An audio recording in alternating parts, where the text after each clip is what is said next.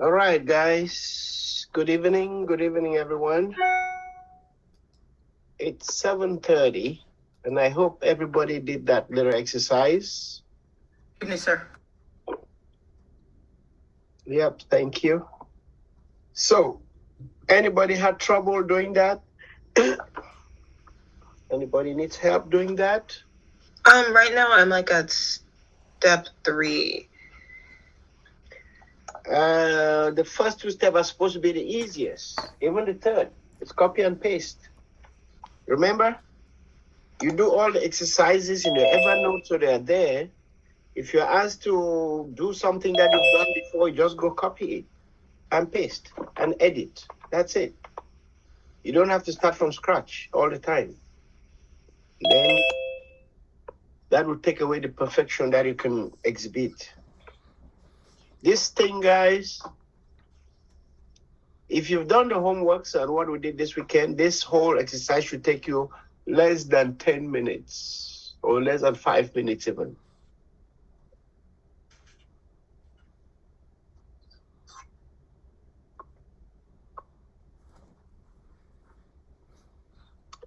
All right. So let me see where I should begin tonight. Tonight, we got a house full of stuff that we shall be doing. So much. But most importantly, guys, we have to spur up one another. This IT thing, right? It's easy if you are someone who can work with other people. But if you're a solo guy who likes to work all by himself, it will end up looking as if it is difficult. It's really not. And if you just follow the guide that we're giving, you'll realize that it's more copy and paste. After you do something once, next time, just look at what you did before. There'll be very little change, Changes are not that much. But anyway, for my Bereans, which I call you guys, let's read this one scripture that we start for the day. Colossians 3:23 to 24 says, whatever you do, work at it with all your heart as working for the Lord, not for human masters, since you know that you will receive an inheritance from the Lord as a reward. It is the Lord Christ you are serving. Anyone who does wrong will be repaid for their wrongs. And there is no favoritism in the kingdom of God. With that, I'll pray and we'll start our class. Father in heaven, God, thank you, Lord, for today. As we come to begin the class of today, we commit it into your hands. Lord, that you guide us through the class, that you see us through, Lord, not just through this day, but you see us through this entire course and even our entire lives, God, that we pray for blessings and pray, Lord, that as you bless us, we will bless others. As you share with us, Lord, we're going to share with others. That whatever we do, Father, we're going to do it as if we're doing it for you and we will do it in your name. Lord, we commit this moment. Thank you for the sacrifice as we commit this into your hands and pray, Lord, that tonight would not be wasted, but it will be a day that we're going to move forward to learn new things, Lord, that will stay with us through our careers. We thank you and pray this through Christ the Lord. Amen. And with that said, you all had this tiny little exercise to do. It's very, very little. It's nothing that, like I said, nobody should take more than 10 minutes to do this thing, frankly speaking. If you took more than 10, 15 minutes, then you have to listen carefully and carefully again and learn how to and start to do the exercises that we give and learn how to use Evernote. You need to. Because if you spend more than 10 minutes on this thing again, they know you're wasting time. You're slow. And if you're slow, guys, a lot of things going to pass by that you cannot meet up. So we have to learn how to speed up things And the best way I would tell you guys would be you got to use this thing called Evernote.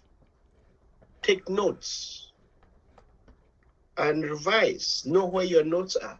So if you do something, you know where it is. Next time we ask you to do it, just go look at an example you did before and you're done.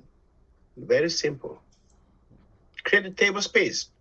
Go pick up a script of creating a table space and you edit the values to what we're asking you to have it to be. So like what we are talking about tonight, I did send you guys this thing right here. Let me see if I could bring this up. It's on my other screen. I sent you guys this note, table spaces, data files, and Oracle managed files. I believe everybody has this. It's in the shared folder that I showed you guys last week. You have to create a table space. You're really confused, even just go to this thing. Find out how to create a table space here and there. You make up like the temporal table space I asked you guys to create. This is all about it. It's not much to it. And and again, nobody should really struggle with that because I gave that as an assignment 2 weeks ago. If you struggle with it, it means even after class, you did not do that assignment. And that is bad. I'll tell you, you're not serious. If you did not do that assignment that I gave the other time, let me see. It was, let's see if I could even locate that again. Yes, just a second. Let me go back to my notes here and see if I could.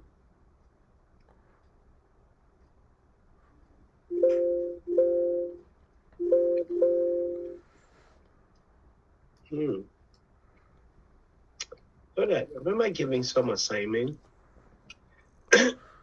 No. Okay. Guess it wasn't on this PowerPoint. The date I think was June 27th. Oh. Okay. Yeah, so it was somewhere around here, but anyway, I can get to it. So let me just stick on the one that we're working on today, which is this one here. Just skipping my screen. Just 1 second, guys. Let me see here. Let me watch my thing. Okay. All right. If you have to do this, guys, simple, go to an example, copy it and paste it. That's it. So if I had to do this thing, right, and given even this note that I've given you guys, compose a script to create a temporary table space from this, and then you use it forever. So like, for example, let me look for my burn down chat. Like here, I gave you guys that stuff to do. So I would do, by the way, when I give stuff something like this, anybody smart in this class, the first thing you should do is this. Take a screenshot of this thing and you keep it so that even if I swing away from this, you have the screenshot.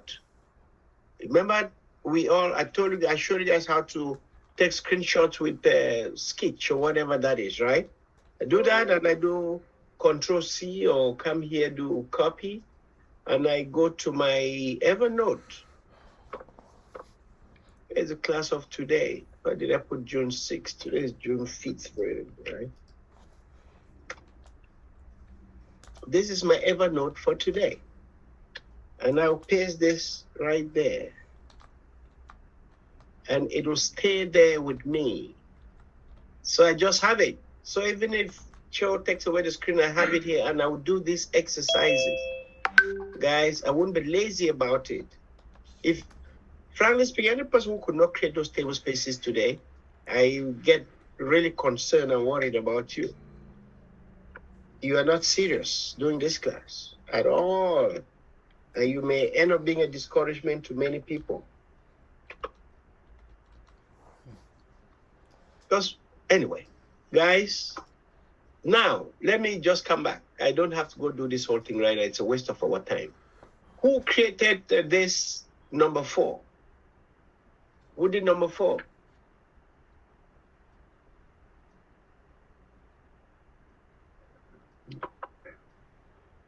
Who did the 4th one? Anybody?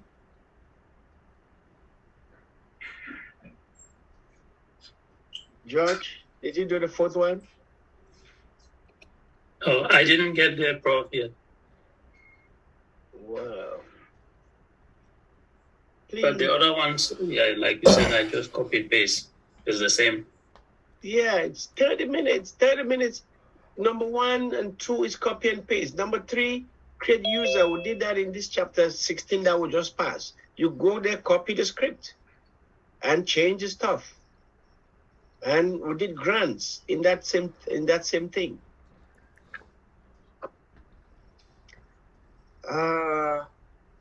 Okay. Guys, I want everybody to do this. And when you do it, take a screenshot of your thing and you send it to me. I cannot just come and I will keep repeating the same thing every day. Doesn't make any sense. So I would get off this. Everybody should do that stuff. Guys, do some research. And you Yeah, do Prof, that. I think we I don't know for the class, but I think we can try that at least together, Prof. So in my opinion, What part is difficult here? Tell me the part that is difficult. That you think we should do? The whole thing? no, I'm saying that I think we can progress. I think we can handle this in our class. Okay, that's what you're saying. Okay. So that we make some progress. I don't know for the others. Even if someone has difficulty, I think within us, like you said, we need to work together. I think. Like I said, work together. If you have difficulties and you don't reach out to anybody, you are in the wrong field. You might as well just go somewhere, work in a farm, and you stay there all by yourself all day long. You're talking to nobody. You cannot do this alone, guys. I cannot do it alone. You've got to work with other people. You must learn to interact. Anyone who is not, I'll say maybe just think of something else. Some other people have thought about that. Some other people of the class who have dropped out because the thing is too demanding, too interactive. You have to deal with people. They cannot solve a problem. They don't know how to ask people. That's fine. So let me, yes. Close that out. So today we would be doing, let me see what I have for us. I did send for you guys.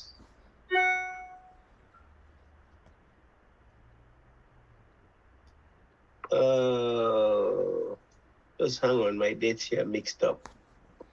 Oh yeah. Today's day 20. Actually, today's day 27, not day 26. Hey guys, time is flying. So I had sent to you guys this top Linux commands, if I'm not mistaken. Did I send this to you guys? The most used Linux commands. Did anybody see this? I did. So, guys, whoever saw this, and you did not have the time to look at it, I don't even know what to tell you, but these are our commands we have used in this class. And you should know all of them. Maybe except this one. We haven't seen curl. But if you find out curl is just used to download files. But we've seen almost all of these commands. Then down here, explain them. So if I ask you tomorrow that what is head used for and you don't know, then it's because throughout the class you decided not to revise. Guys, yes, you're going to finish this job, right? Your starting salary will be like 120,000 going up because you spent time and you studied. It's not just because you attended some class and you never ever looked at your book after you left class. You get that because you know you have something new in your head. But if you finish this class and you have nothing, it wouldn't be don't be surprised that yes, you don't get a job. Because they'll ask you simple things that you cannot explain. So that's it for that one. They are all commands we've done in class. So look at them. If you find one that, hey, you need us to explain or to try it, then say, okay, let's look at command number this. Maybe I don't understand it all right. Then apart from that, next thing I want to give you guys today, let me see here. Yes, we're going to talk about the Oracle Data Dictionary. Very, very, very, very important. We need to talk about the Data Dictionary. Let me see if I could find that Data Dictionary in my notes. Yes, let me share my screen. I know we have talked about it before, and also a little bit extensively.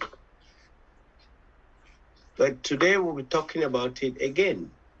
For the last time, I'll talk about the Data Dictionary. And if after today you don't read about it, you go home, you don't do anything, frankly speaking, I wouldn't even know where to help you. So let me jump in. We'll very quickly run through the Oracle Data Dictionary and then move on to doing other things for the day. Oracle Data Dictionary. Guys, this is like the heartbeat of Oracle. It is the dictionary because just like a regular dictionary, you can go there to find out on things about the database. You can go there to find out how many users are in, how many users are connected, how many tables are in the database, how many synonyms are there, how many procedures and functions and all of those things. You can get all of that information in the data dictionary, which we called metadata. I believe everybody can remember that. Metadata. Metadata. Cool.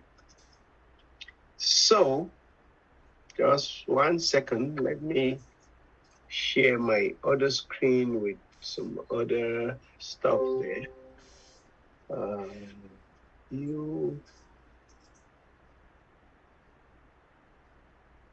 Page display.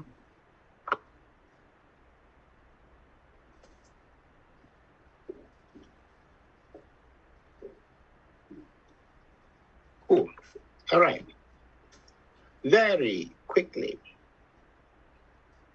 Let's start with just a second. Let me check some stuff here and see.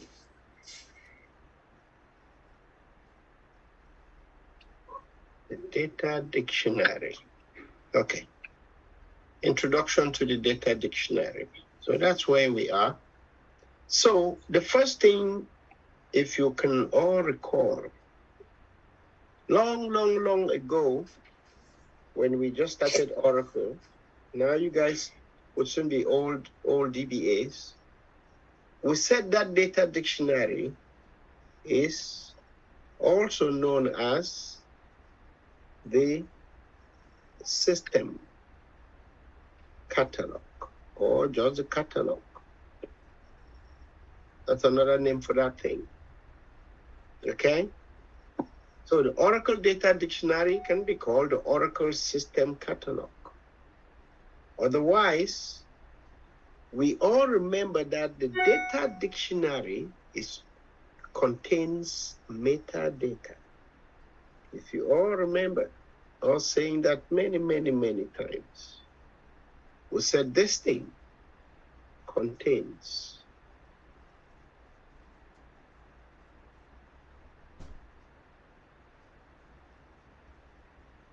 metadata, one word. Contains metadata. And what did you say metadata was? Anybody remembers what metadata is? Literally a data that contains a data. Yes, data describing data or data about data. So metadata is data about data. Okay? Data about data. Okay? And the metadata is data itself stored in tables. Okay?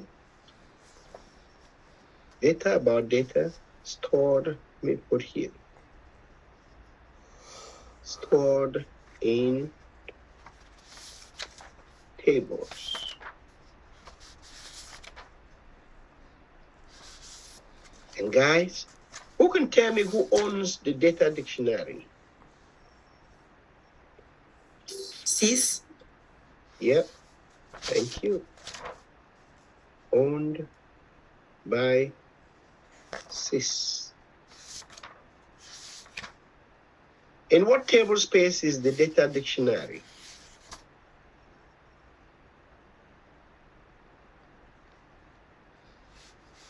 Located in? System. Thank you. The system table space.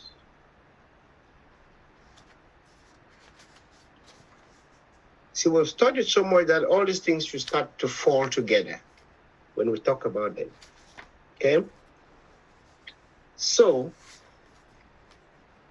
I would say one of the most important parts of the Oracle database is its data dictionary, which is, guys, it is a read-only set of tables that provides information about the database. You see, that is that information about information. And the Oracle Data Dictionary is the metadata of the database and contains, contains the names and attributes of all objects in the database. So what does it contain? Metadata actually is the names and attributes of all. We had seen database objects before.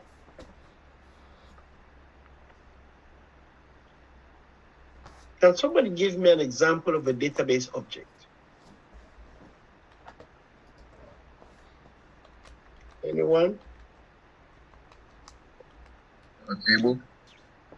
Yeah.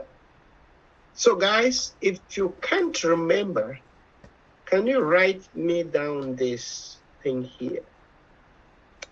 Why don't you really carve this out so tomorrow you don't get embarrassed with somebody asking that and you don't know. Database objects.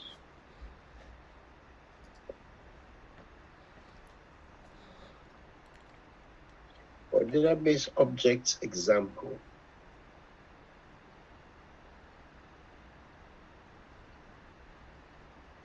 One. The number one of them is the table. Who could give me number two? Index. Yep, an index.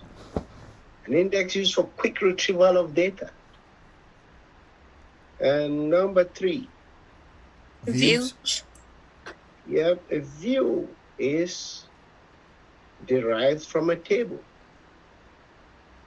Number four. Sequence. Sequence. Sequences are used typically, guys, in order entries. Like when you buy something from Amazon, your order number is a sequence. If you go to Safeway or to CVS, if you look at your receipt, you see an order number is generated by a sequence. That's one of the biggest use of sequences. What's another example? Is it synonyms? Yep. Cluster. Synonyms are nothing but like an aliases for other objects or nicknames. Okay. What's that one? You said cluster? Yeah. And packages, procedures, triggers, package body, and all of that stuff. They're all database objects. So each database object is described in the data dictionary. That's what that section was saying. And catch the next line. Any creation or modification of any object causes an update to the data dictionary that reflects those changes. This information is stored in base tables. So you're going to learn of something as we go along. For base tables.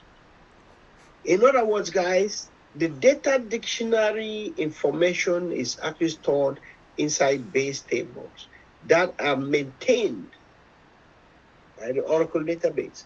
But you access these tables by using predefined views.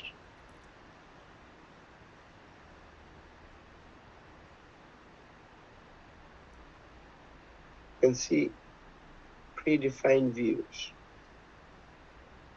We're going to create views and then you understand what they are. A view doesn't have data of its own. It pulls its data from a table. It's like you have a table with first name, last name, middle name, right? You can create a view just with first name and middle name.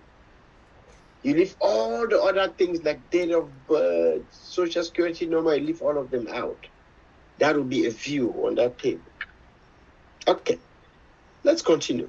The metadata, i.e. data about data.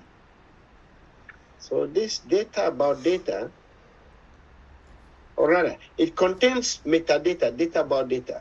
A data dictionary contains. So it's good we know what's inside the data dictionary.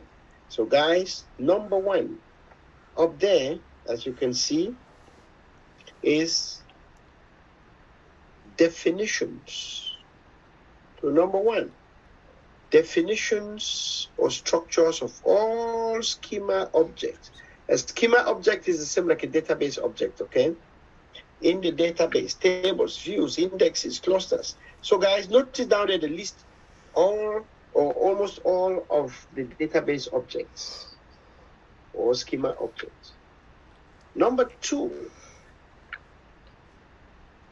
inside the data dictionary, guys, you have information about how much space has been allocated for and is currently being used by each schema object.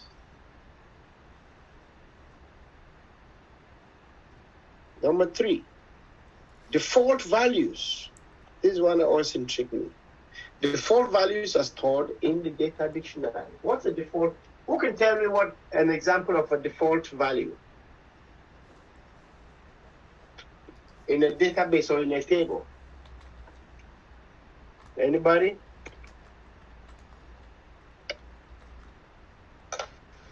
Is 0? No. Something like row ID. Yes, row ID. They are kind of default because we don't enter them, but we don't see them. No, a typical default value is this guy. Sysdate. So, now, what is that? Sysdates. The system dates. No, listen. It's easier than that. A default. Remember how sometimes you're filling a form, and you get to a place where they say country. United States is already there. Because United States is a default value on that table. You may be filling some form, you have to pick gender, and male is already there. It means male is the default. If you don't enter anything, it's going to take male. That's what default values are used for. When you create a database, we give default values. One of it could be something like sysdate, like date, starting date. We could put sysdate. Means if you don't put a date, it's going to use the system's date. We're going to see that very soon. Number 4, integrity constraints are stored in the data dictionary. Number 5, names of users. You catch this? You create a user called BT, their name will be stored in the database. And number 6, privileges. Remember, I just finished this? And roles each user has been granted. They are all stored in the data dictionary. And number 7, auditing information. We talked about auditing the other day. So auditing information is stored in the data dictionary, and it says such as who has accessed or updated various objects. So that kind of information can stay in the data dictionary and other general database information. Data dictionary tables are not directly accessible. So guys, we don't deal with those tables directly. But, there's a but. You can access information in them through data dictionary views. To list the data dictionary views available to you, you query a table called, or a view called dictionary. So you want to see, in other words, guys, if you want to list the data dictionary views that you can see, you query that view called dictionary. Many data dictionary tables have 3 corresponding views. Guys, catch this. This is where it gets very, very interesting. So guys, catch that. And I did this in class already. That many data dictionaries have 3 corresponding views. Remember in class we did this DBA underscore thing. That's what they're talking about here. And we did all underscore. And we did user underscore. So data dictionary tables are divided between these 3 categories, or categories prefixed with these names. Okay? So DBA views, guys, this DBA view displays all relevant information in the entire database. DBA views are intended only for administrators. So guys, only DBAs should be using DBA views. They can be accessed only by users with select any table. Remember I saw that? So you want to see the data dictionary view, I'll grant you select any table privilege. This privilege is assigned to the DBA role when the system is initially installed. What is that, guys? Let me go look at that again. Select any table.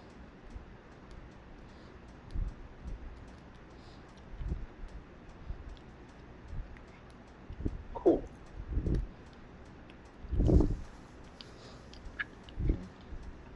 And then there is all underscore. And they say these views, right, display all information accessible to the current user, including information from the current user schema as well as information from objects in other schemas. I don't have to highlight that. If the current user has access to those objects by way of grants or privileges. So when you query that all underscore, guys, you see every object that you have access to, whether it's yours or not. User underscore displays all the information from the schema of the current user. No special privileges are required to query these views. Then there's a 4th one, really. I think I have to go up. Why did I say 3 at the top? But this is a new one down here called CDB underscore. Let's just read what it is. We're going to see later. So these views are container data objects. They are container data objects. What does that mean? When a user connects, When a user connected to the root query CDB underscore star view, the query result will depend on the container data attribute of the user, okay? So, but we're going to study something called container databases and pluggable databases. When we study that, then this whole section of CDB underscore, that CDB underscore, the CDB there means container database. It's a new concept that Oracle brought. It's not yet fully in use because many people still don't see why, but it's there. I will skip the rest. I want you guys to read this. Let's look at this here, this diagram. Scope of views. So, folks, if you look here, you're going to see this diagram here. The user underscore views are the nucleus of everything. Okay? So this is only for the user. If you log in, you can see all user underscore tables of views. Okay? Often we say tables of views.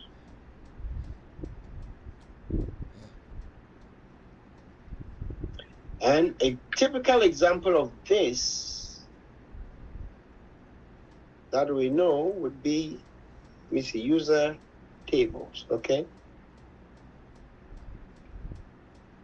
So if guys, there's a data dictionary called user tables. So this table will contain information about the current users tables. That's all it is, okay? There should be no example of that one really. Guys, remember, user underscore tables is a table, data dictionary table, but it belongs to one user only, not multiple. Then, this user underscore tables is actually like a subset of all underscore tables. You see all underscore tables here. That one contains user underscore tables, which means this. If I query user underscore tables, right, I'll see only my tables. Let's say I connect as the user Scott. User underscore tables give me only tables that belong to me, Scott. But if I query all underscore tables, it's going to include user underscore tables, which means all tables that belong to me, and then out of this bubble, it will be tables on which user has been granted access.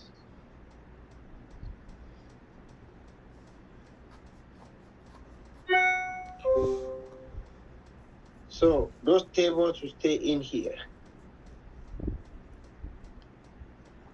And these tables would include user underscore tables. Then beyond that is DBA tables. So DBA tables contains all tables, which contains user underscore tables. So DBA tables is like the master. It has everything, and it is accessible, or we have been advised that only DBAs use DBA underscore tables. Okay?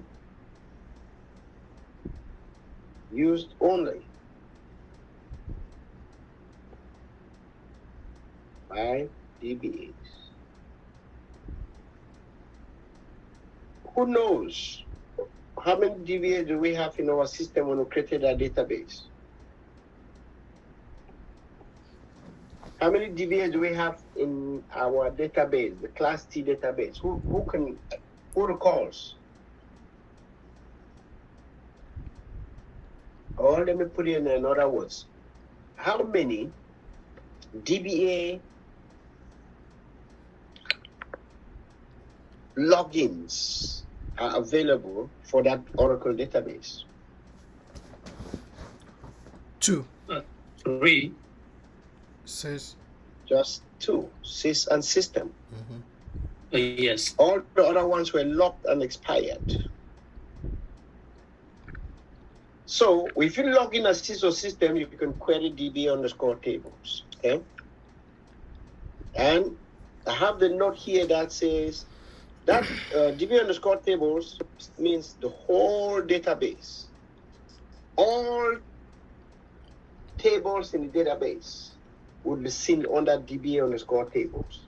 Then, for all underscore tables, it would be your usable tables in the tables that they've given you to use.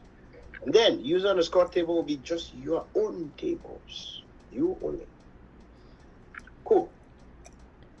Let's see if there's another thing I need to explain before we dash on to something else.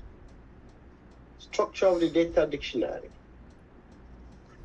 As time goes on, we're going to learn about different parts of that data dictionary table. Okay, like here I say the data dictionary consists of number 1, base tables. So what are base tables? Then if you come further down, number 2 is user accessible views. So let's dig in here and see if we could locate what makes a table a base table. The underlying tables that store information about the associated database are actually called the base tables. As a matter of fact, that's what it is. Only Oracle should write to this and read these tables. So guys, nobody ever writes on them, and you should not. Users rarely access them directly because they are normalized and must be and most of the data is stored in a cryptic format.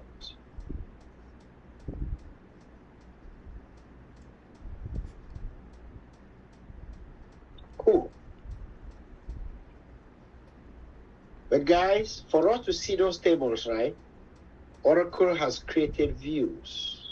That's why they say users rarely have access to these tables because they are more normalized and most of the data is stored in a cryptic format.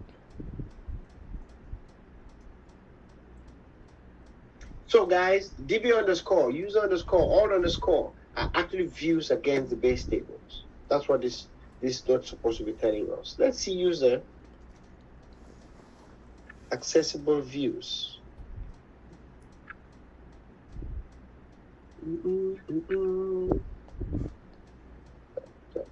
Let's see here. The views that summarize the display of information stored in the base tables of the data dictionary. So guys, I could have written that these are. So user accessible views, right, are views that summarize and display the information stored in the base tables of the data dictionary. These views decode the base tables data into useful information such as table names, using joins, where clause to simplify information. Most users are given access to the views rather than the base tables. Typically, guys, as a DBA, they don't give you access to the views. There's no point going there because they're so cryptic, it's hard to read them. So we use the views. DBA_, all_, user_, $, whatever. Those are all views provided by Oracle for us to use instead of going to this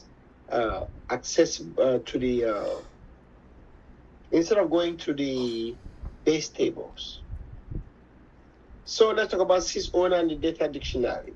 Here I'm repeating some stuff here. Shouldn't go through this. Just giving you guys read because I've talked about this in different ways. So if you look here, starting with sys, the Oracle user sys owns all the base tables and user accessible views of the data dictionary. Guys, sys owns everything. No Oracle user should ever alter, update, delete, insert any rows on or schema objects contained in the sys schema. In other words, guys, we should never ever edit the data dictionary. That's all. Otherwise, your database can be compromised and the thing is going to break. Oh, and they say, last point, the security administrator, that was the DBA always anyway, must keep a strict control of this central account. So, sys is actually like a central account. In other words,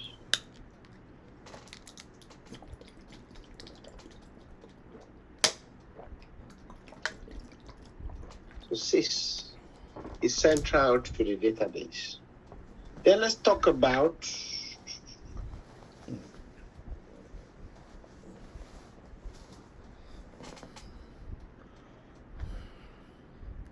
all right.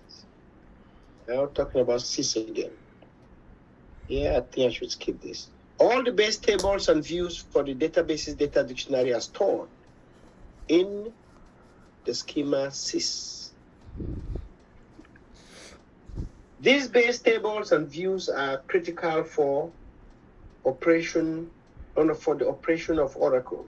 To maintain the integrity of the data dictionary, tables in the sys schema are manipulated only by Oracle. They should never ever be modified by the users. Okay? Cool. And they say the DBA should change the password of sys immediately after I create your database. System. Who's system? So about system, the system username creates additional tables and views that display administrative information and internal tables and views used by the Oracle tools. So system, guys, is more an administrative user. It's not like the owner of the data dictionary, not at all. Never create any personal database objects in the system or sys schema.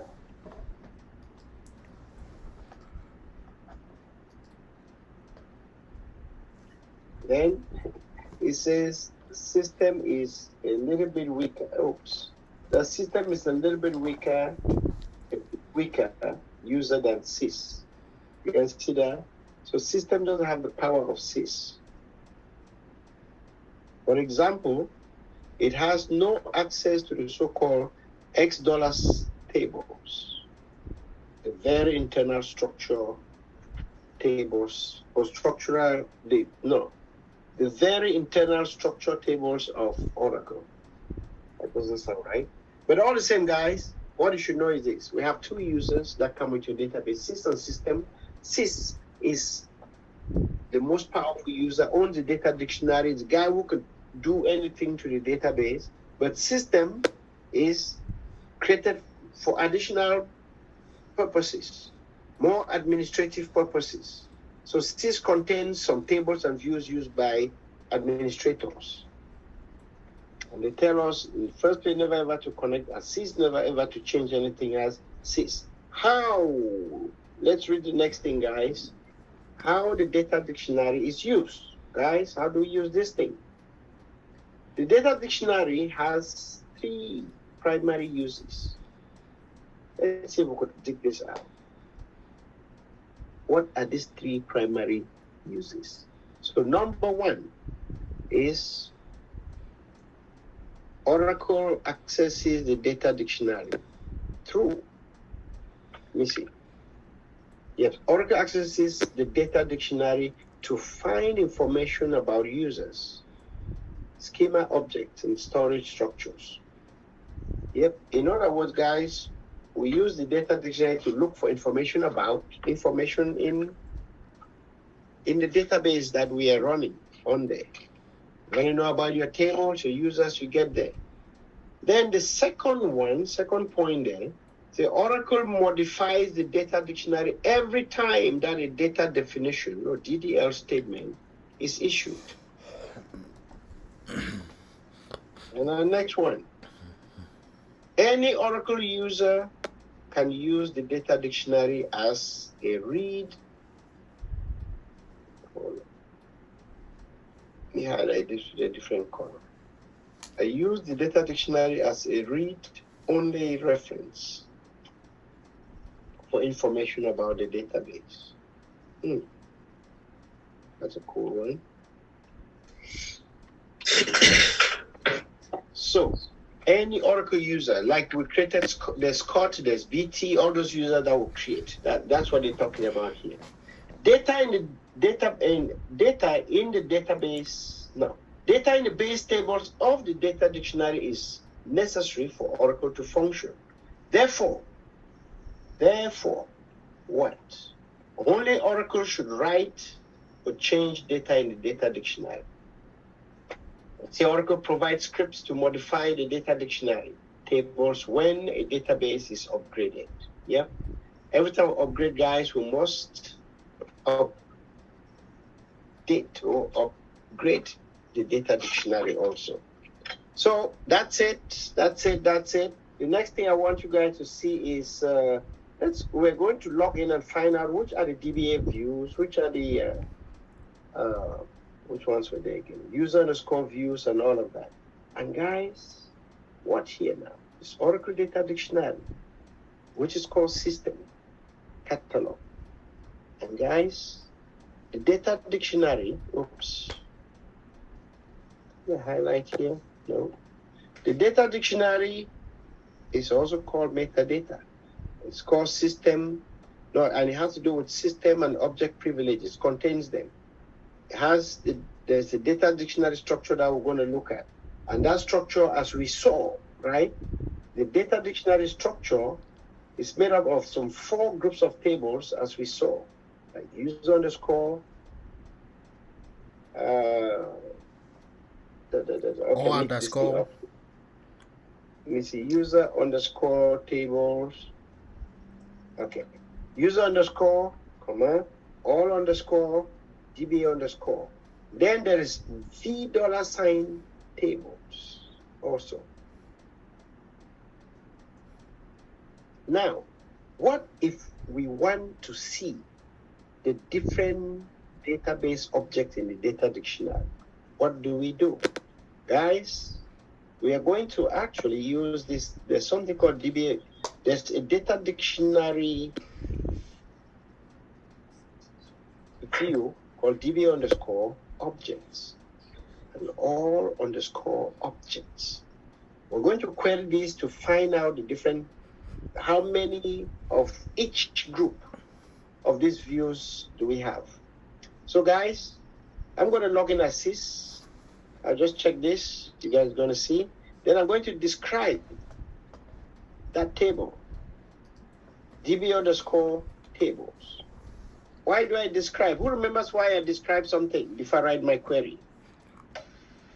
To see what's in the table before you actually to query. See the columns, to see the names of the columns and data types and the constraints on the table.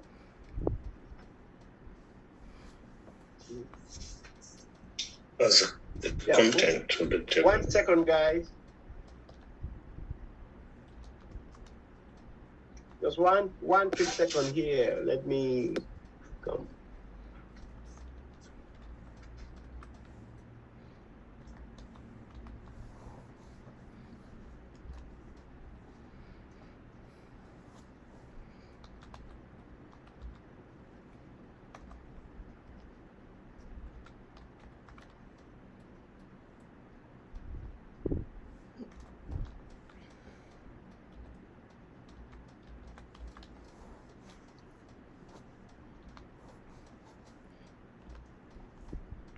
Yes. DBA underscore object. Nobody should ever forget this particular data dictionary table or data dictionary view, okay? Mm-hmm. So I'm going to describe that thing because I want to know the columns that are involved. In other words, I would do something like, just a second, let me see if I could very quickly whip this out for you guys to see.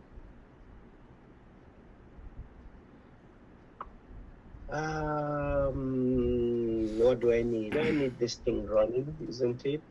Yep, I need this bad boy. Where's my one dagger? Ooh, that's bad spelling there. So once that thing runs, I open my database, which is number 60. Yep. So I'm in my database. So guys, and I want to see my data dictionary. So I'll log in as Sis, the owner of data dictionary. And I know the biggest table in the database is DBA underscore objects, because it contains information about every object in the database. So by doing that, I can now write my query. I want to see object name, and I may like to know who owns it. And I may like to know, there's a timestamp when it was created, probably. And the last time it was a DDL run against it. No. When it was created, it will be this one. Created. Cool. So I'll write a query like this, since I know that information. Select, and I'll put object name, guys. So select object name from what? This thing. No, let me include owner. Oh, and by the way, watch this. Looking at this, I see that object name is up to 128 characters long. That's too long, but that's okay. No, let me not add anything else. I'll just say from, and I enter the view name. If I run this, it's going to tell us how many tables are inside this database, and this query can take forever. So let me just run it, and guys, watch. So there are 86,973 objects in this database. That's a lot. Cool. But I want to see only objects whose names begin with DBA underscore. For that reason, means I want to do something like this. Let me write my query in here. So I want to do something like, that's the same query I wrote, okay, I copied it. So I want to do select object name from DBA objects, and now I'm going to use the where clause. Those who, I find out some people not doing their homework. If you did not practice the query that I gave you, and you didn't ask a question, and we're writing this now, you don't have a clue, frankly speaking, there's nothing Cho can do to help you. So I'll say where name, no, where object name has to be this. Where object name, like, so the object name would be something like, since I want DB underscore, I'll do where object name like, then I put single quote, I think, yes. Then I put DBA underscore star, means anything, and I close it.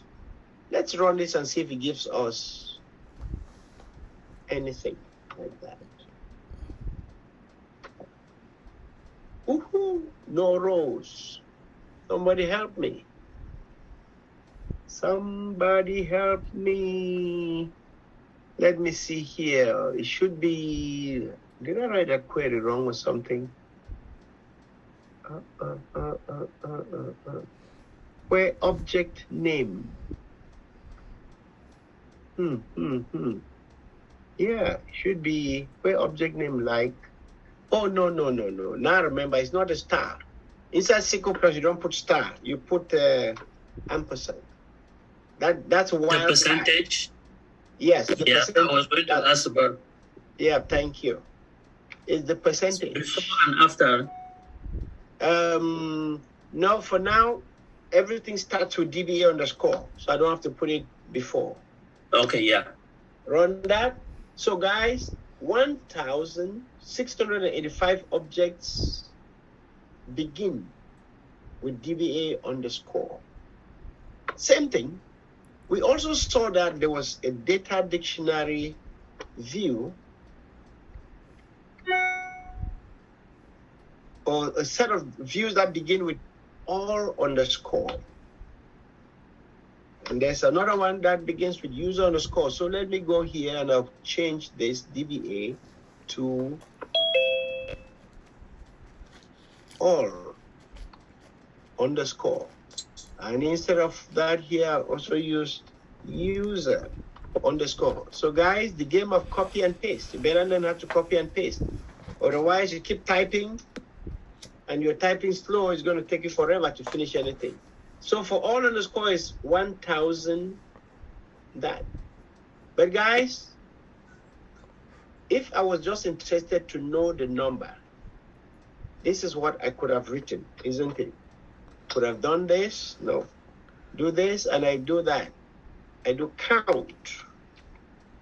You guys must have seen this when you practice the SQL statements. So I could have done count, object name.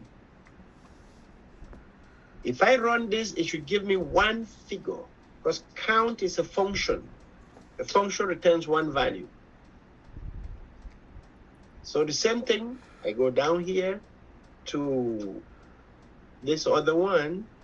I could have done, just do the same thing. Oops.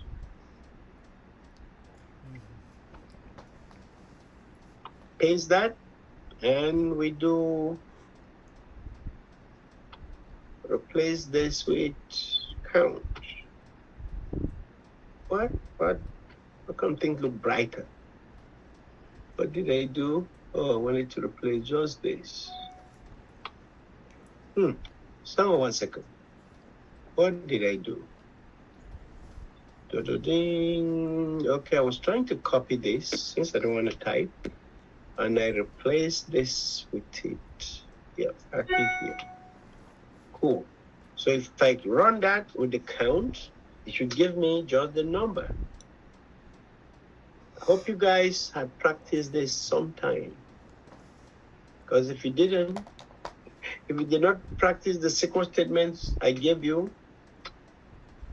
then we'll get into some waters that will become very deep for you and it'll be all your fault, not mine. Quick question. Put the queries there so you guys see them. So guys, so this gives us what? All underscore, user underscore, and DBA underscore views. Yes, sir. In the first case where you selected and it says no row selected, my understanding was that the command was actually executed and it didn't find a result. So yes, it didn't find a result. It didn't find a result because it didn't know what that star meant. It thought I was looking for something that has that star. Remember, I had a star instead of % sign. Yes. So my point is, shouldn't it have indicated that it's a wrong? No. You have an error in the command. No, I wouldn't because I have this in double quote. I have this in single quotes. Oh yeah, yes. Without a single quote, it could have given that kind of an error. So, thank you, guys. This is your data dictionary. So I'm going to give you guys a big assignment. Everybody go home make a long list of the data dictionary views and come back and we'll look at it. So for example, coming back to this thing here, if you see what I have up here, guys, I start by doing set heading on. Who could guess what set heading on means? Guys, you don't have to know, but just you have to start looking at things and guessing things. When I say set heading on, who knows what that means? That means this, guys, if you didn't know. It means this. Put this thing on. Because I can put set heading off, and this heading here will not appear. Then set page size. Who remembers what it does? Page size is from top to bottom. Yes. And set line size is from left to right. So guys, so this is your piece of paper. And if that's your piece of paper, this one here, set page size, is from there to there. And set line size would be from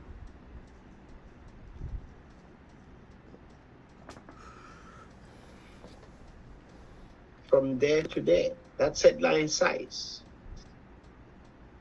Cool. Then I come in and I start to write my query. And I hope everybody in this class remembers what this means when I write that all the way up to here.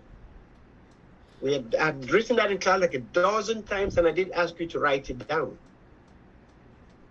Hope you did. If you did and you never used it, you will not even know what it is. Guys, this is a hands-on class. Everything I do here, you have to go back do it like 5 times. You don't understand it, you ask questions. So that first thing there would simply give that output of object name. We saw it was 128 characters. It's now going to make it 30 characters. That's what that will do. But when it does the 30 characters, we want it to give it a heading. The heading should say object name. That is that heading at the top. Then the next one would change. Yeah, next one is the same thing. Let's see if there's anyone that's different. No, they all do the same thing. Cool. Or you could write it simply like this. Call. You see that COL? You could write the word column if you like to type a little bit more. Call member 4. That 4 there, this 4 right here. Oops. This 4 actually stands for format. You see, if you notice here, we have, my thing is sliding here. We have format here, and that format there is this one. So instead of putting a format, we'll just put 4. And even that COL actually stands for column. Okay? Cool. So guys, these are the queries I'll give you guys. Now, one more new thing I want you guys to learn right here. Everybody watch carefully. When I finish, George, remind me to give the class this PDF. Yes, you must have it because I'm waiting for it. So guys, this thing right here. Who knows what that means? We've done this in class many times. Inside SQL Plus, dash represents a remark. What's another name for a remark? Comment. A remark is also called a comment. That's how you comment things inside SQL Plus. So let me put comment in SQL Plus. Cool. So the comment there says, list all data dictionary tables or views prefixed with DBA underscore. Then, I want you guys to watch. I then put a spool. I want you all to watch this thing here. I have a spool and I have a spool off. Those two things go hand in hand. Whatever the SQL command would throw out on the screen would be written in the spool file. So guys, that spool at the top, right? As a matter of fact, let me let me break this off a little bit just to explain this.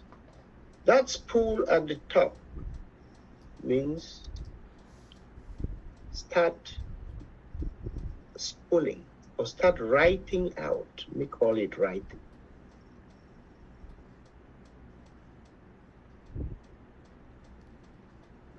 Start writing output, i.e. spooling.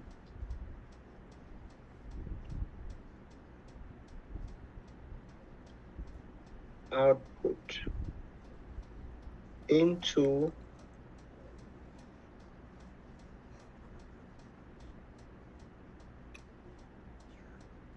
a file.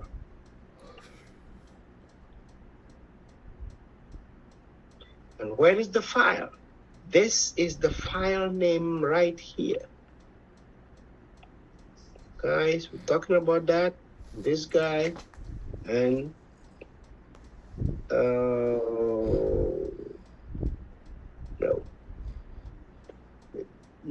pick this guy and that guy. You see, that's a file up there. In other words, guys, DBA underscore objects 1.txt.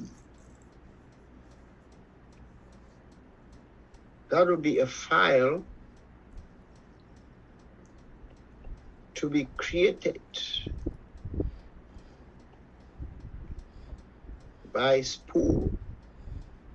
So spool will create a file with that name. Then this spool off means end writing in the file. Let me kind of clean this up a little bit. So this means this. End spooling. That's what that means. Now stop spooling. Don't write in that file anymore. So what's our query?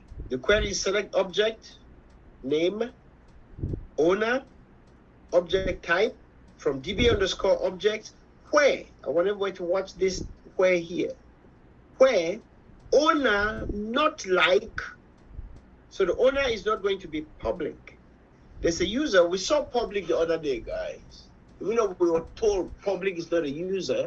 Public is, what did we saw public to be? Anybody remembers? We saw public in chapter 16. I highlighted it and I put a star near it and I put a star near it over and over and over and over. General user. Is it? Not quite. Any other guys? Watch here. In other words, the owner is not going to be public, and the object name would be like, guys, object name like DBA underscore %sign. That % here is a wild card. This, I want you to write that down in your book so tomorrow you don't look at it with starry eyes. % is a wild card in SQL. And writing SQL statement % is a wild card, i.e. represents anything, represents any.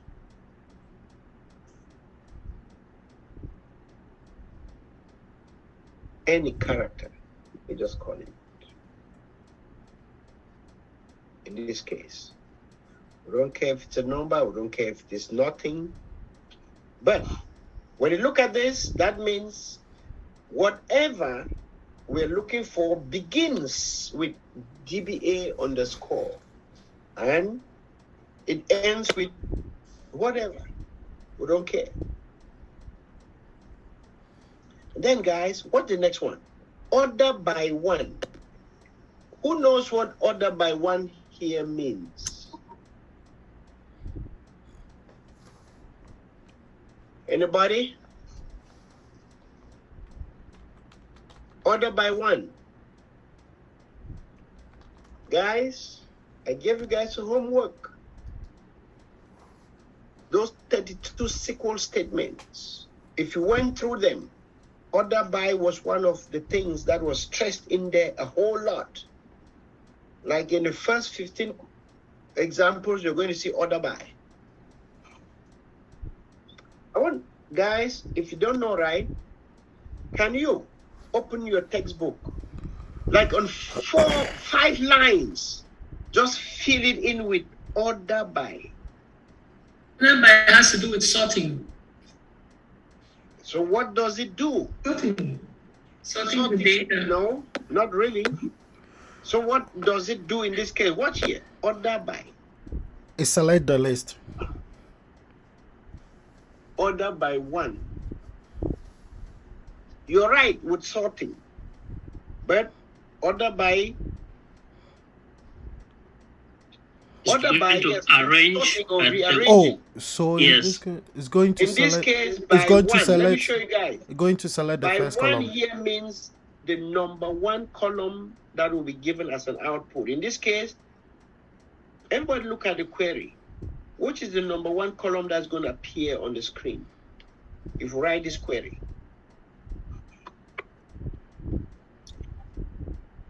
Object name. That should be all.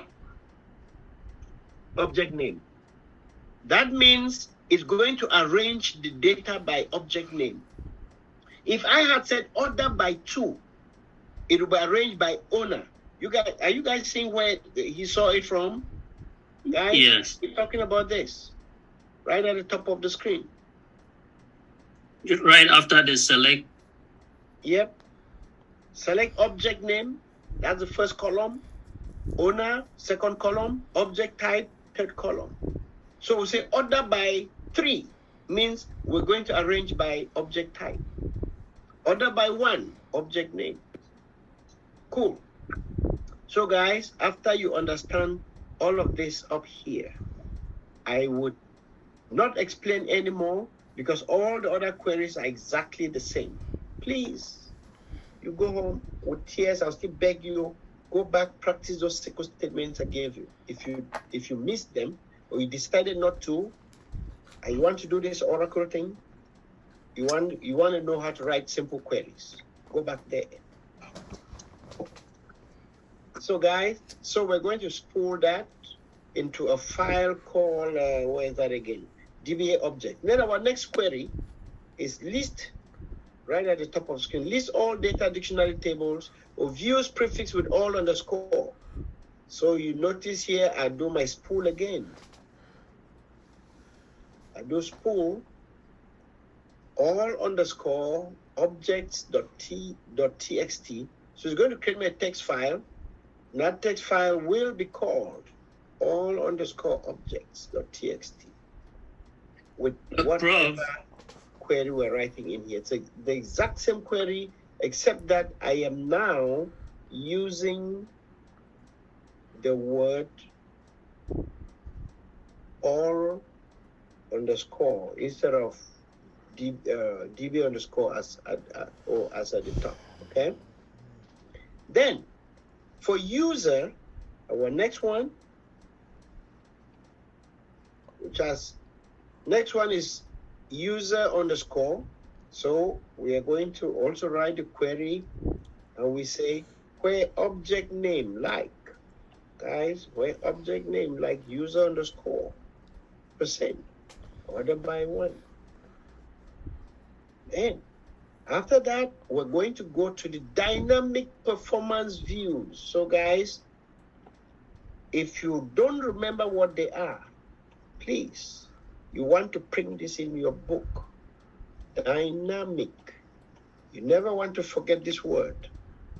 Dynamic performance and views. Guys, their names all begin, their names all are all prefixed with $. So we can find all of them from the database by also querying that DBA underscore objects, right? But when we write that query, we are going to say, well, object name like $%. Order by one. Gonna give that to us.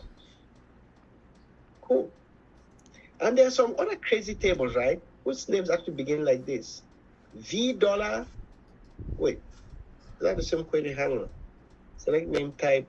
Okay, don't worry about this one. This one,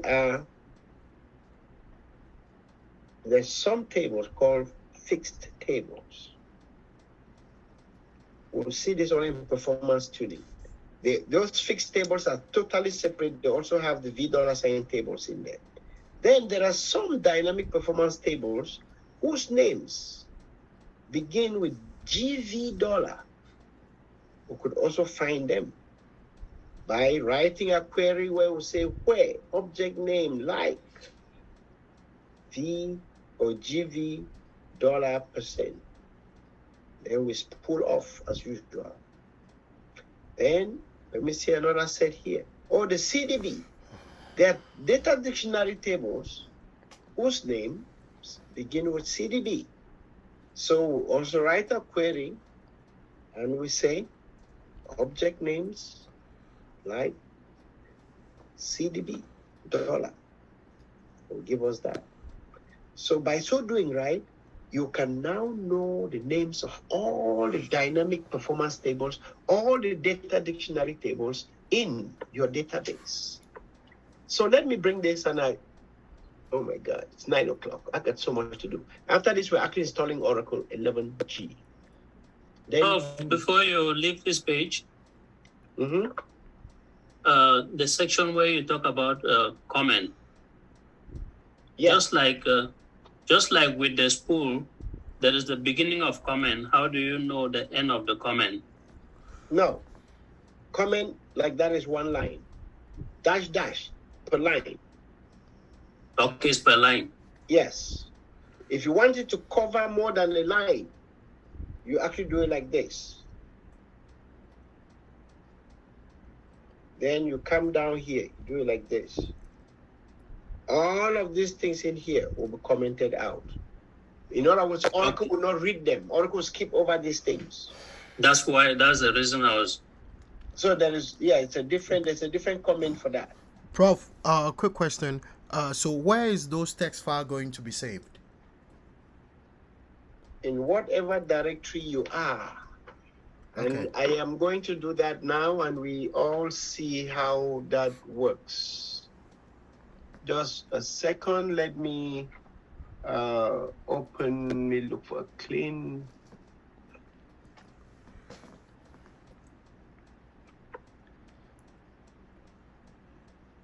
Okay, I'll give you guys just a second. Okay, this is a data dictionary, or this is the note that I'm working from, which I'm going to give to all of you guys. Please, after today, if anybody's in this class, right, and if you really tell yourself, like some people told me last week and the other, they don't have enough time to do this, I would really prefer and be glad if you can just drop out till when you have time, than to come here, right, as if you're not a baby. Nobody here is a baby anymore. You cannot join this sort of a class, and you're paying money, and that's actually why I make people pay money. Because when people don't pay money, they don't take it serious. But you cannot pay money, then there's homework, you don't do it. There's stuff, you don't do it. This is not high school. whatever we're doing here, 1 day of class, some other people who are teachers will tell you in colleges, 1 day of class for this is like 2-3 weeks of your college classwork. 1 day of class. But if you keep missing that, hey, I just say good luck, but you might be wasting my time. I'm even more concerned with you wasting my time than even you. Let me, where is that machine of mine? I thought I'd logged into it before. Just 1 second, guys. Let me check. Did I close it out? Yeah. More stuff. Okay. Let me log back in. And I'll give you guys this. You guys are going to play with this just very shortly, and I'll stop this. And we're all going to jump in, and I'll walk you guys how to install Oracle. Then you would know, as a matter of fact, when I stop, we'll go to chapter, whatever that chapter is. Then after that, the last 30 minutes, we'll go to install Oracle. Okay. Rob, do you want to drop the document now, or you drop it after? Yeah, I'll drop it. Yeah. Okay, let me just show you guys this first. So watch this now. So let's do. I just moved to last week. Yeah. Oh, Stanley, whenever I start Duffin, class- can you actually mute yourself? Yeah. When we start class, Stanley, remind me most of the time to give you the administrative rights. Okay, so sir. So you'll be able to. Yeah, right at the beginning of the class, remind me every day. Okay, So sir. I can make it permanent. Just 1 second. Let me do that. Do that right now. Stanley. How are you logged in? What's the name that you logged in with? Stanley Arthur. Oh, yeah, right at the top. Okay, make co-host. Yes, sir. Okay, hey guys, everybody's gonna log in like this. The data dictionary, so go in Assist. Then in Assist, you're gonna scroll down this lofty document, and you get down here to the queries. If you want to, you could describe the table. Any person in here who doesn't understand what describe does, then you're a little bit behind. I do this just so that I can see the columns and see the data types, and I start to put in my head what I can select, and if I have to format tables, columns or not. Like looking at this, object name is 128 characters. I know right away this will need formatting. Okay, then I've put everything here already for you guys, so I'll just copy it and paste it. So I want you guys to watch. It's going to create a file with that name. Okay, so let me show you guys. Let me go back out, type LL. Just 1 more second. What's machine? Why do I have this in my machine? Oh, I put something like this before. So let me remove the junk from my machine, RM. Minus RF. Let me remove stuff that I don't need, guys.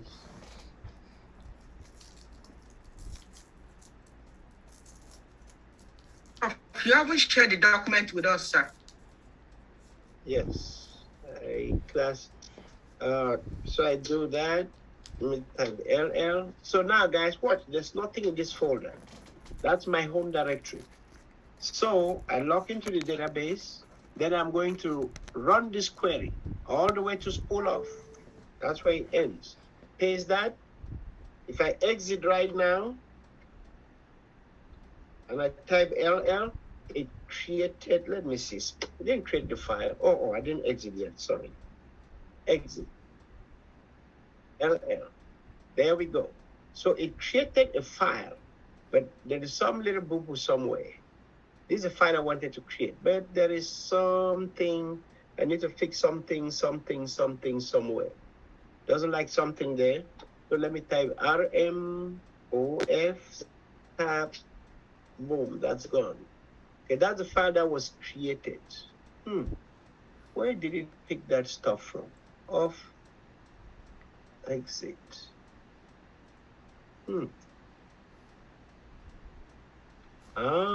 I think it did not run all the way. I'm just curious. I'm going to create this again. Now, let me do the next one. So next, let me run that script again, just for the curiosity of it. Oh, I did not lock in, did I? No. Is that? Oh, now I see I didn't hit enter. Then now do my second one, guys. Just copy this whole thing, run it. It should create me another file. Cool. Then we do the third one. As a matter of fact, because I have these comments, right, I can just copy all of them and it will create me all of these files together. I don't have time to waste, so I could run it all the way up to here even. And let's do this one. I wonder what this one was doing. Just 1 second.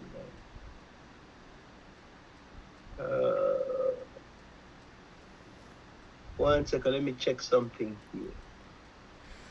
I hit that one being down there. Let me reduce my, I need to go to the real document to reduce the size. So when you run it, guys, don't forget that one hanging down there. And the second line is actually commented out, so it's not going to take effect. Then the last one for the GVs, whatever that is. Where is that? Down here. Spool, add the CDBs in there, copy that, paste it. Now if I do exit, LL, and guys, these are the sets of files that have been created. Data dictionary contains everything about my data dictionaries. Remember the spool does this thing, right? Now if I need to see that thing, I can click on this thing. No, I need to do FTP. Where do I go again for FTP? Just 1 second. Session. Okay, right here. I want you guys to watch here. So if I refresh this, these are the files sitting right here. And I can lazily drag them over to my Windows machine. Let me bring this thing over and I'll drag them. Oh, I had some old ones from last year here. So delete this bad boy, delete that one, delete that one, delete, what is that? All that one. Cool. So now guys, I just do this. Drag these files, highlighted all of them, drag them and just leave over here. And they'll get moved over. You can see down at the bottom there it says moving. Sort by date. See all the files are just created at the top. Now I want you guys to watch. Let me open them with what can I use? Let me do open with. Let's see if I could choose.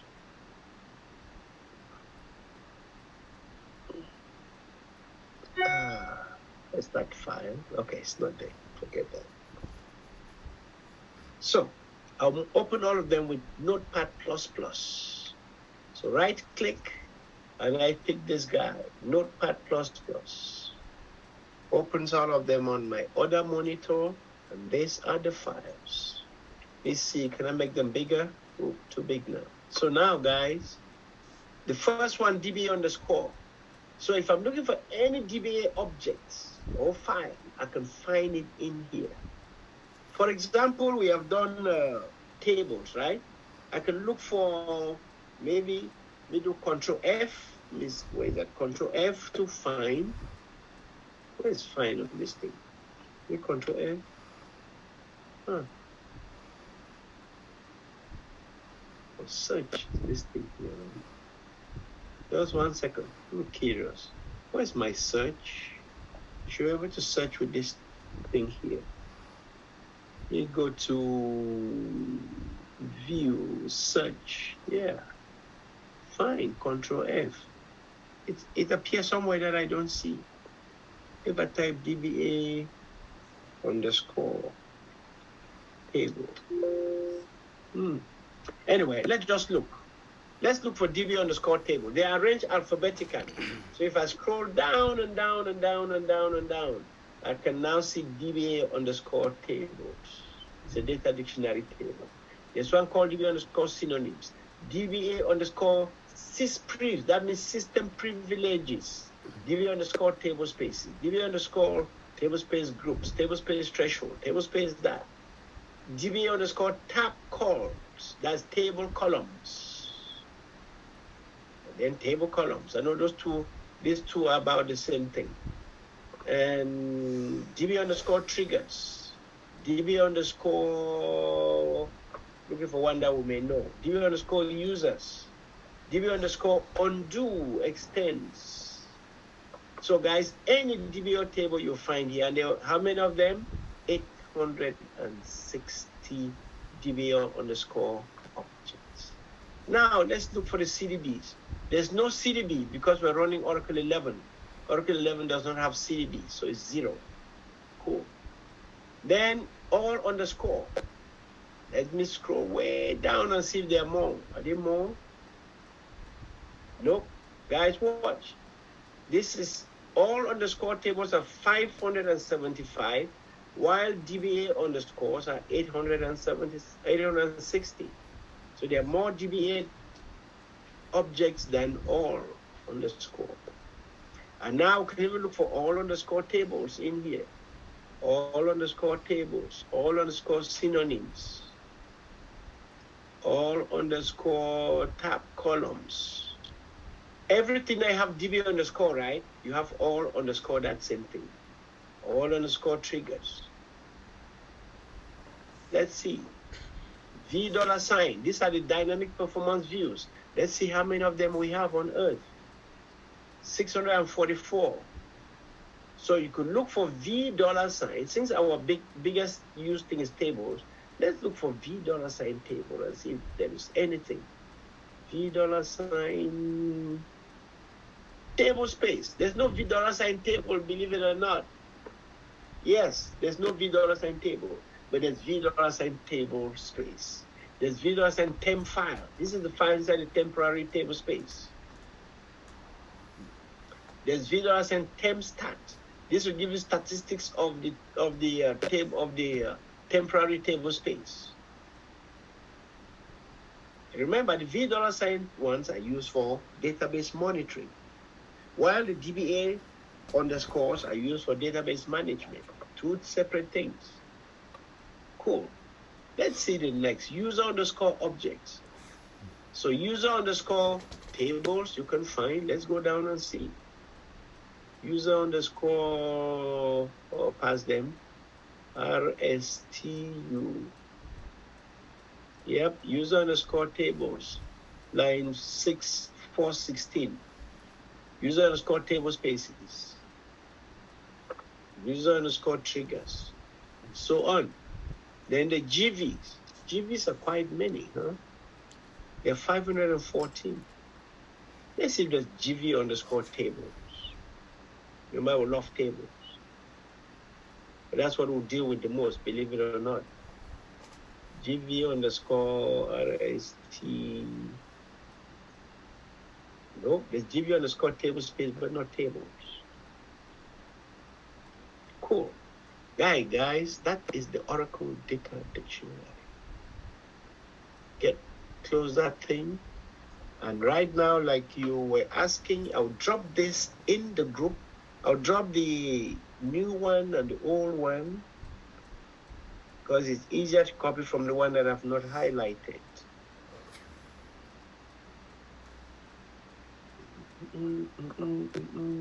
Uh-oh.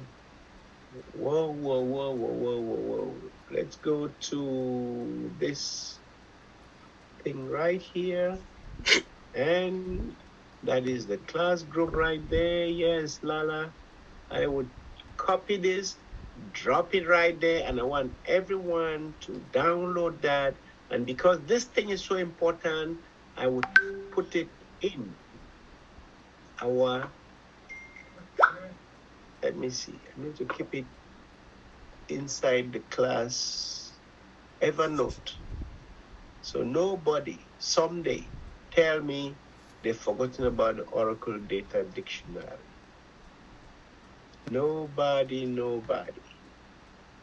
So this is the thing here, and I would do the thing, scroll all the way to the top. Introduction to Oracle Data Dictionary. And paste that up there, and I would copy that data dictionary and I put it in there. So, folks, and I'll copy the one that I have written onto. Yes, I'll just keep it. I'll copy the one that when I finish writing. Okay. 9:10. I don't believe that. So let me just see if there's another thing I need to talk about. Let's just quickly look at this together. My thing is frozen. So let me close this thing and open it up again. Wake it up, wake it up, wake it up.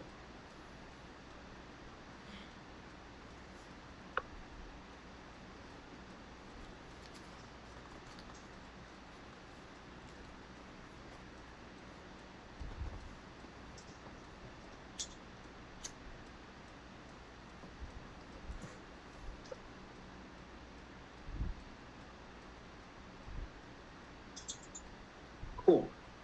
Let's just look at this again a little bit. This is not in the textbook, okay? So I'll give you these notes. Introduction. I won't talk about that anymore. We had seen something like this before. Look at this thing right here. We had seen this thing, which is actually, let me scroll back to the top. My God, it's lagging behind like crazy. Let's scroll back to this thing. If you all remember this diagram,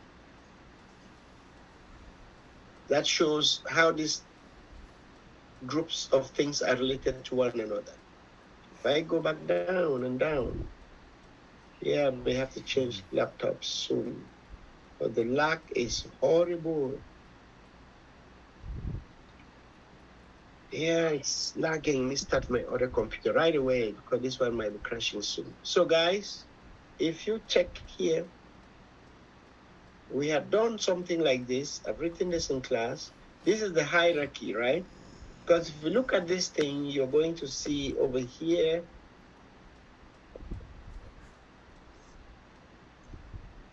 just 1 second. It is so slow. It times out so much. Just 1 second, guys. Let me see if I switch to my other thing here. Life might be better. Life might be better. Let me open Zoom on my tiny new laptop.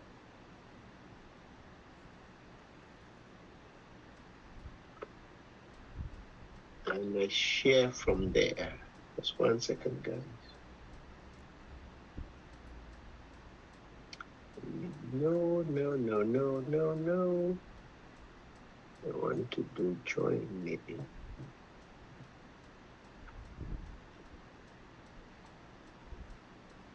Yes, I think with time, my computer just slows down with so many people hooked up onto it.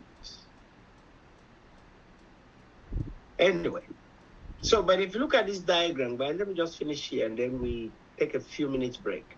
You can notice the users underscore, all underscore, DB underscores, and $sign tables at the far right-hand side. So everything that you have user underscore, right? You're going to have the all underscore, the same thing, DB underscore, and sometimes the $sign of that same object may appear. All right? So let me see. Yep, and I think that's all about the data dictionary. I'll call it quit on the data dictionary at this point. And then it is 9:14. I want us to take like a 10 minutes break. Then I'll come back and we proceed to do the next thing for the day. All right, let's take a few minutes break, guys. And I get my system to rest so it stops lagging behind. I'll be right back. I would be right back. So Stanley, just hold on right there. We close that thing.